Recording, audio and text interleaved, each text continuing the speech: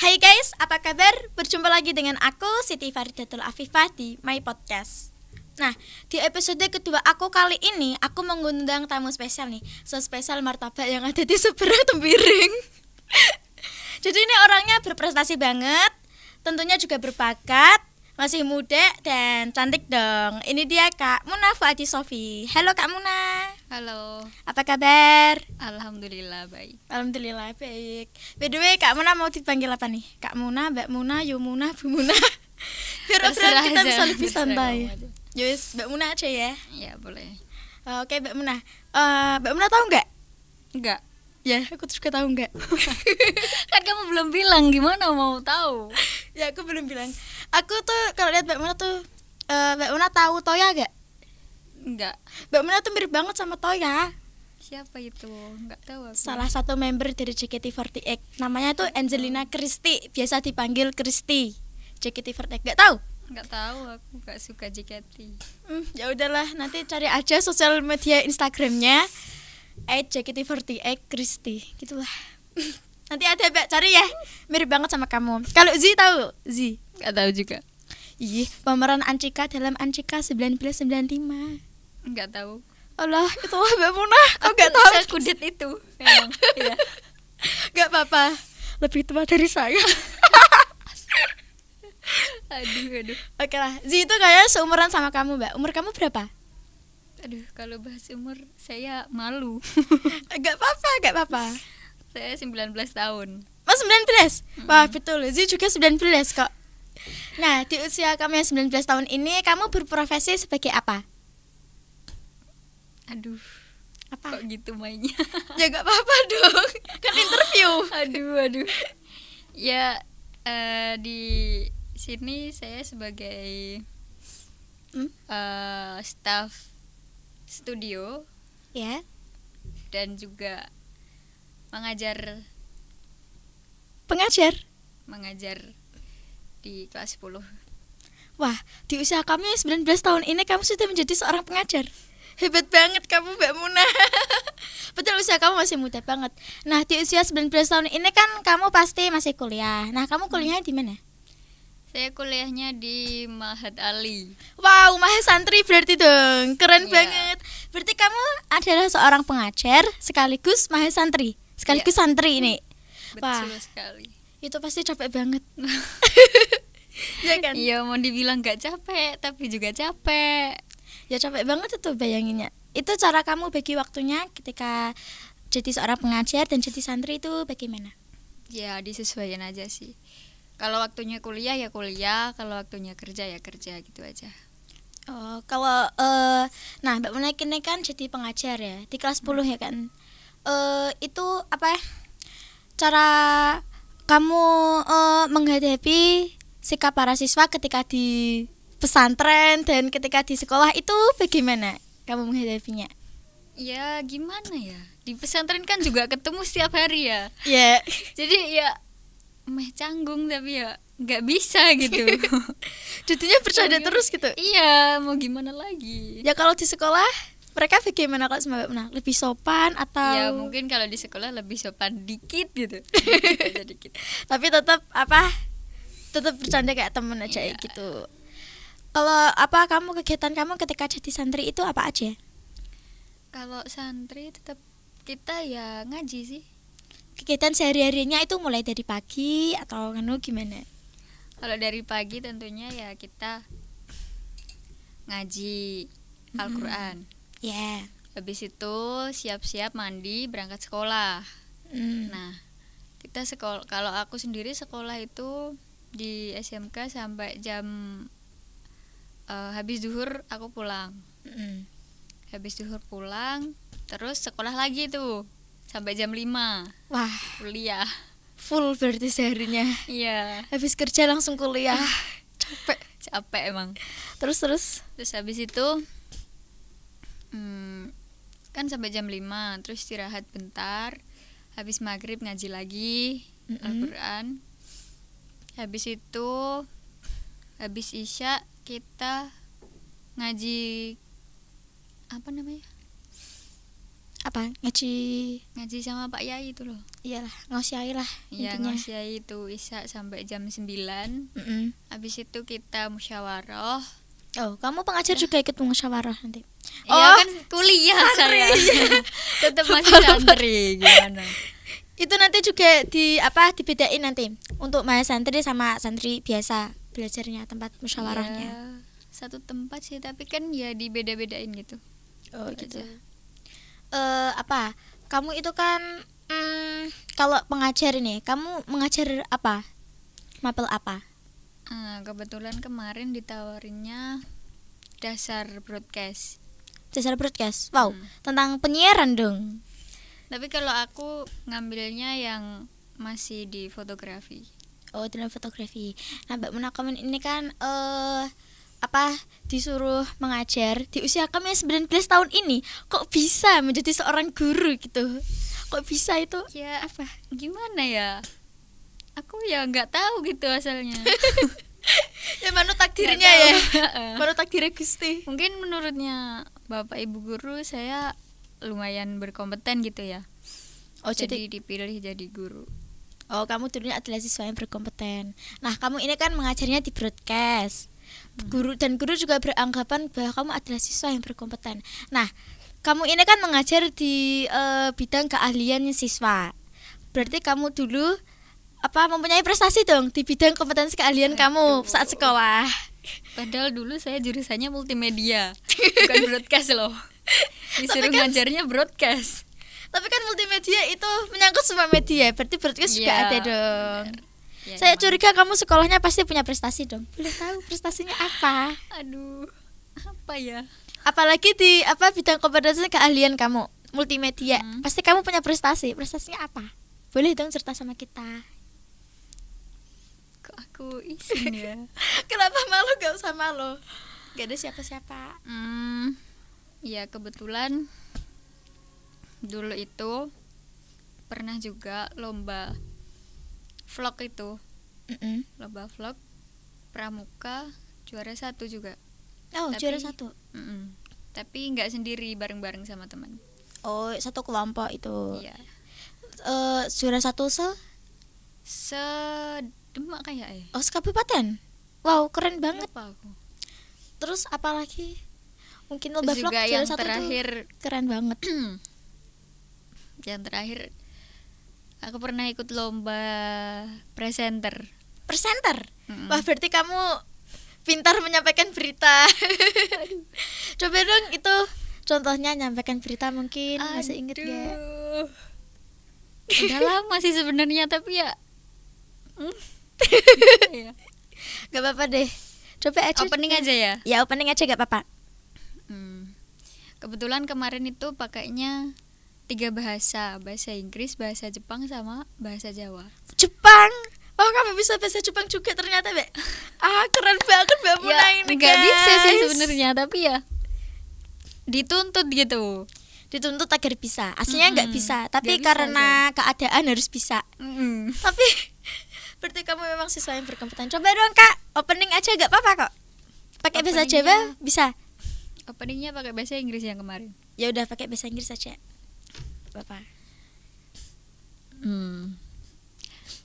Good morning viewers, I'm Munafu Adi Sofi from SMKMU TV.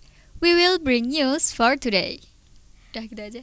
Wah, bagus banget. Bagus banget suaranya juga. Inggrisnya juga bagus banget. Elate kayak lah gitulah. Libet.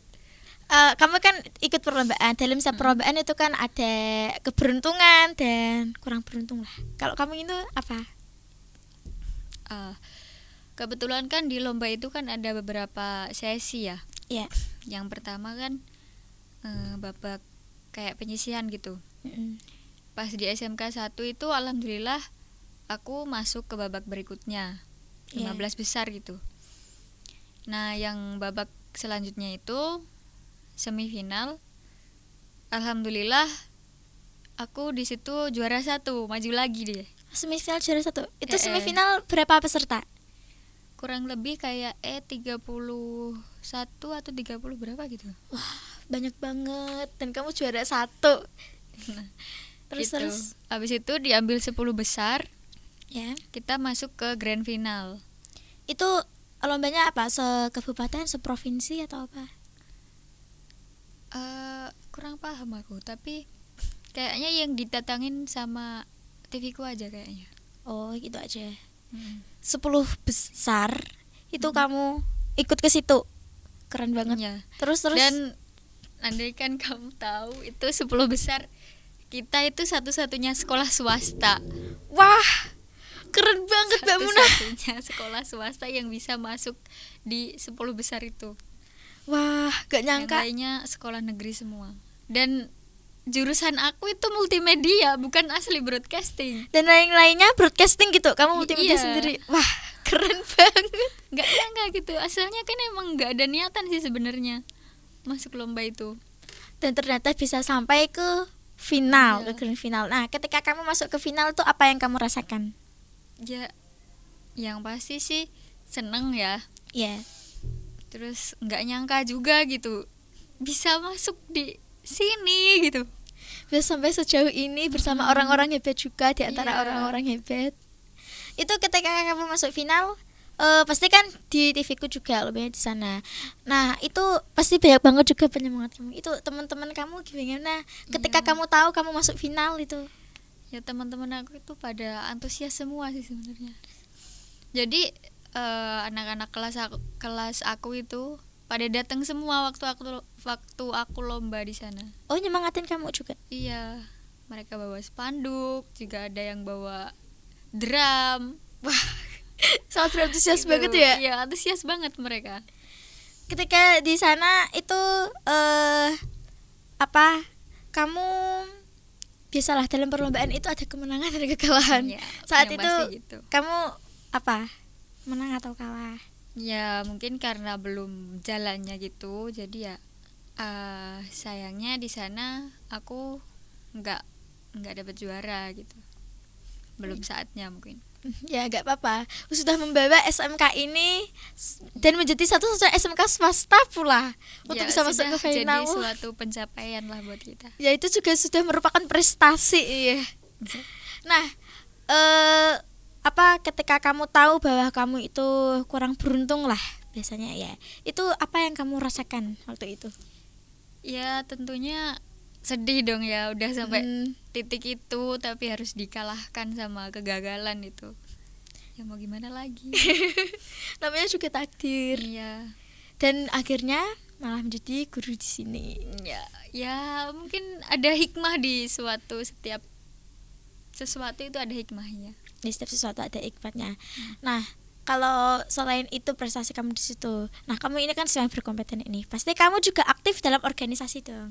Nah, ketika kamu dulu waktu sekolah, kamu apa ikut organisasi apa saat itu?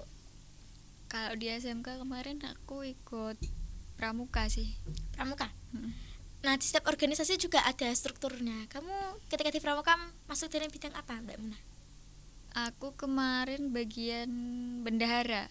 Oh, bendahara, mengatur keuangan. Nah, pengalamanmu yang paling terkesan dalam ketika di pramuka itu apa? Ini paling berkesan. Ya. Apa ya? Yang paling mengesankan, yang paling benar-benar gak bisa kamu lupakan, benar-benar bisa buat kamu wow, terkagum-kagum, kaget gitulah, apa gitu. Pasti kan ada dong ikut pramuka jadi bendahara pula, pasti ada. Apa pengalaman yang Apa ya? terkesan kamu? Mungkin tadi selain ikut lomba vlog, kamu punya pengalaman yang lebih terkesan lagi?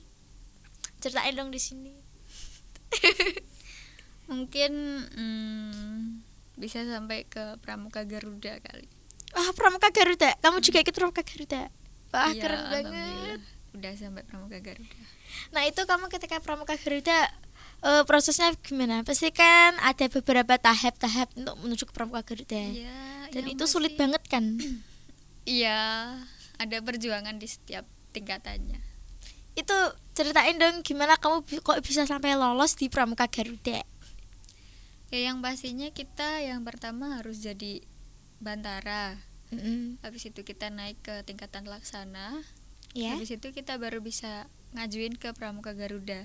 Mm-mm. Nah, kalau sebelum apa kok kamu itu Pramuka Garuda itu kamu ditunjuk atau mengajukan diri untuk bisa ke Pramuka Garuda? Ya awalnya emang ditawarin, terus kan ya aku kan minat, Ya. jadi ya ngajuin diri gitu. Ngajuin diri buat ke Pramuka Garuda. Mm. Nah, itu teman-temannya banyak yang ikut juga. Waktu sama aku itu ada 4 orang sih yang ikut. 4 orang aja. Itu Iya. ditunjuk juga atau ditawarin juga atau Ditawarin juga dan mereka mau. dan alhamdulillah lolos semua. Ya 4-4-nya lolos semua alhamdulillah. Keren banget.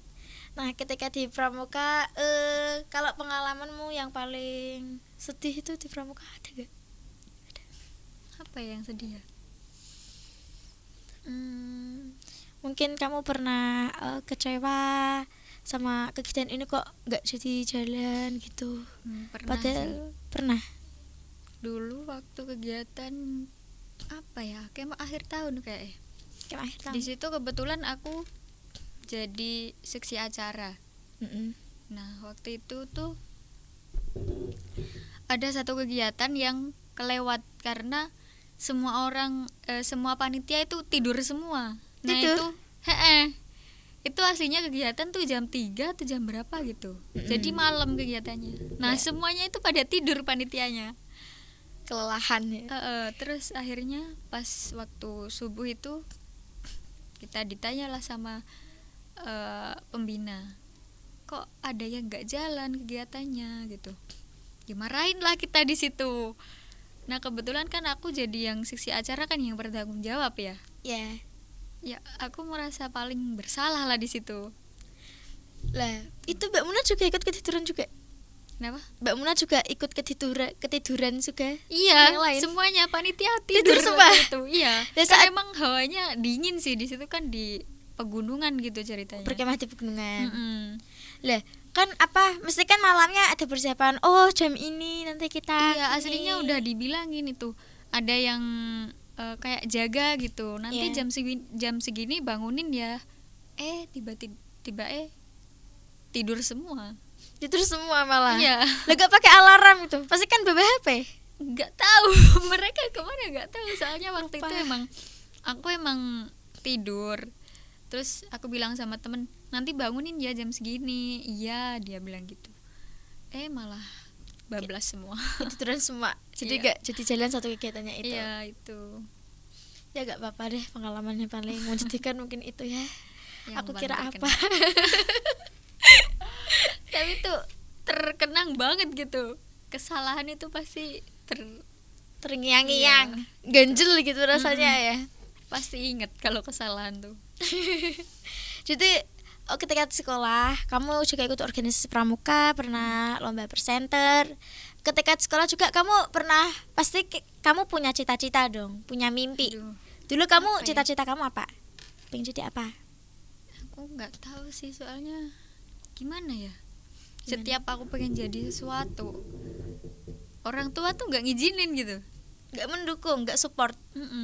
Kayak misal aku pengen kuliah di luar gitu, Iya. mau cari beasiswa sendiri, nggak boleh sama orang tua. Jadi ya mau gimana lagi gitu.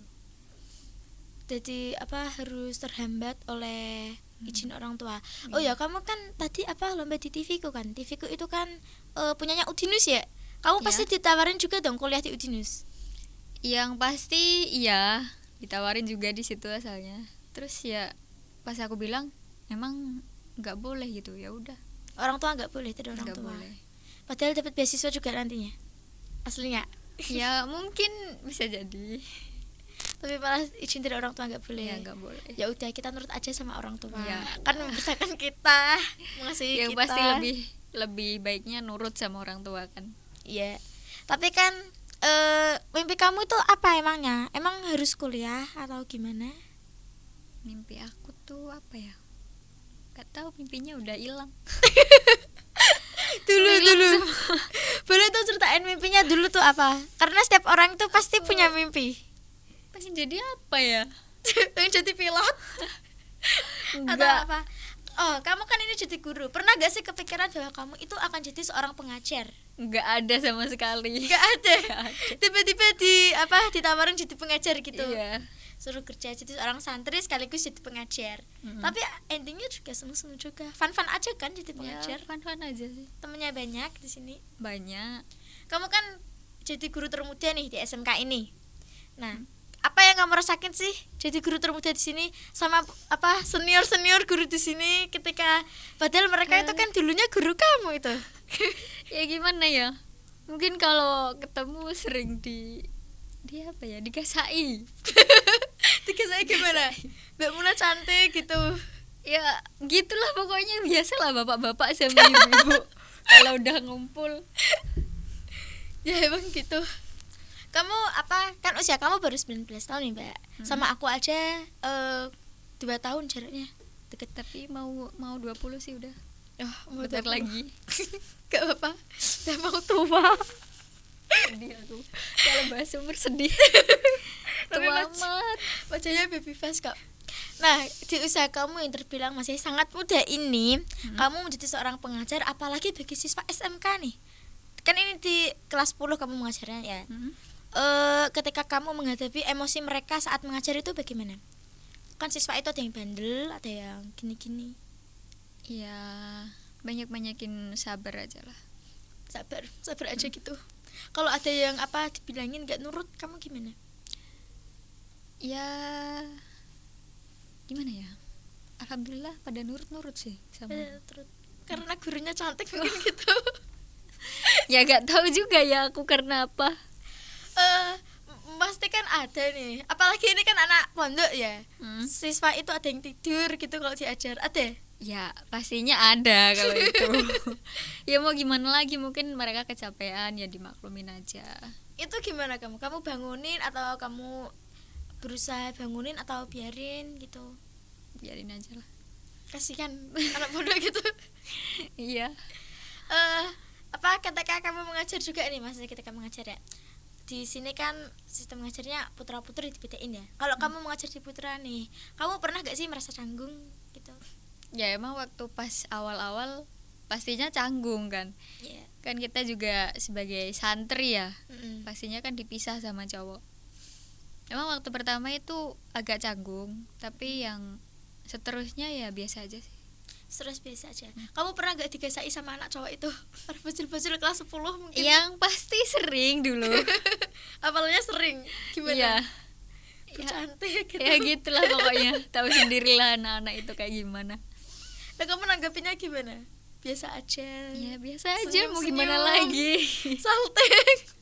Pernah salting gak sih kalau digituin sama anak-anak gitu? Mungkin pernah. Pernah dihujat gak, dibully? Aduh Bu, ini kok tugasnya sulit banget, kok bisa gini ini Alhamdulillah gitu. enggak kok. Enggak, belum Enggak. belum pernah. Belum. Jangan deh. Ya jangan dihujat sama murid gitu.